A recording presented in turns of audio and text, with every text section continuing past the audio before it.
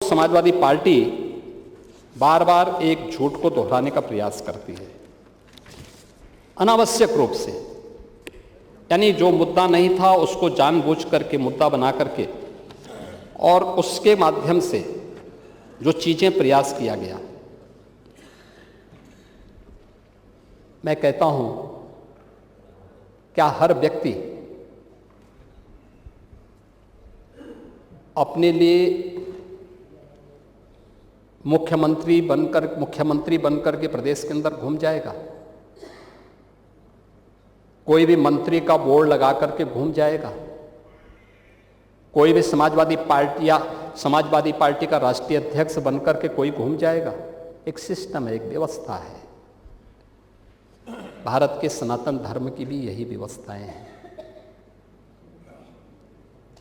शंकराचार्य का पद भारत की सनातन धर्म में सर्वोच्च और सम्मानित पद माना जाता है,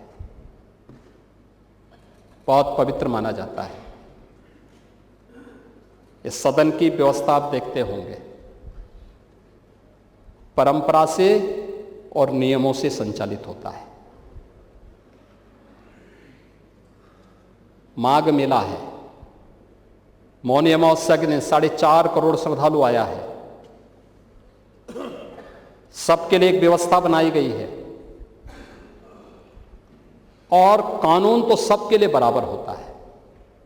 मेरे लिए कोई अलग कानून नहीं। अगर मैं अपराध करूंगा तो उसी कानून से मैं भी देखा जाऊंगा, जिस कानून से कॉमन मैन देखा जाएगा।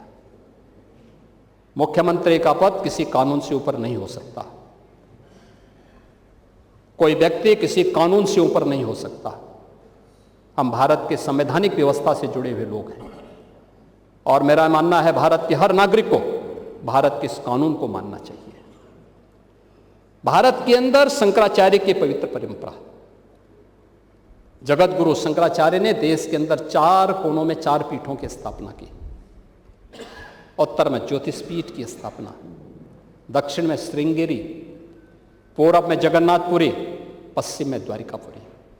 मैं ही ब्रह्म हूं। कोई भी साधक जब अपनी साधना की पराकाष्ठा में पहुंचता है तो उसको इस बात की अनुभूति होती है। यही उपनिषदों का उद्घोष भी है। सामवेद तत्त्वमसि, यानी उस आत्मा के बारे में तू ही वह है। यानी जिसको तू बाहर ढूंढ रहा है वो तुझ में ही है। और अथर्ववेद अयात्मा ब्रह्म, ये आत्मा ही ब्रह्म है। ये 4 मंत्र हैं। आदि जगत गुरु शंकराचार्य ने अनिवार्य किया है,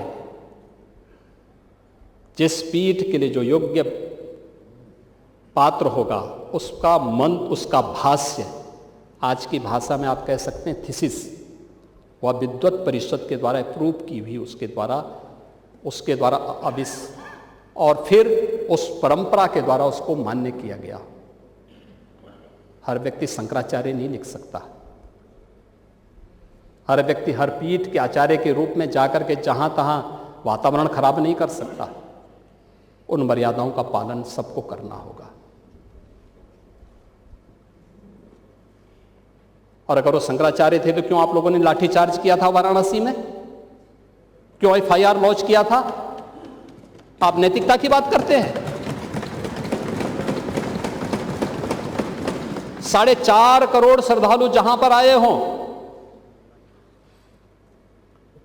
वहां पर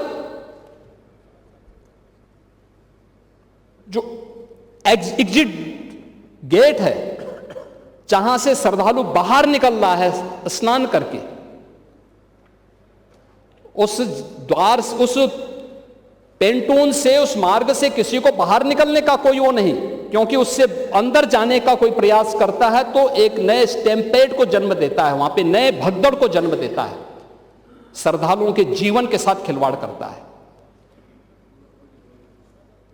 एक जिम्मेदार और मर्यादित व्यक्ति कभी इस प्रकार का आचरण नहीं कर सकता, कभी नहीं कर सकता।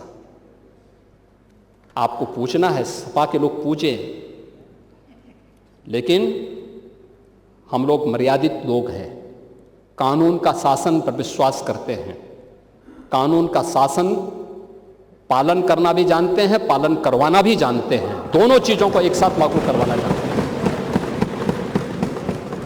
लेकिन इसके नाम पे गुमराह करना बंद करिए आप लोग।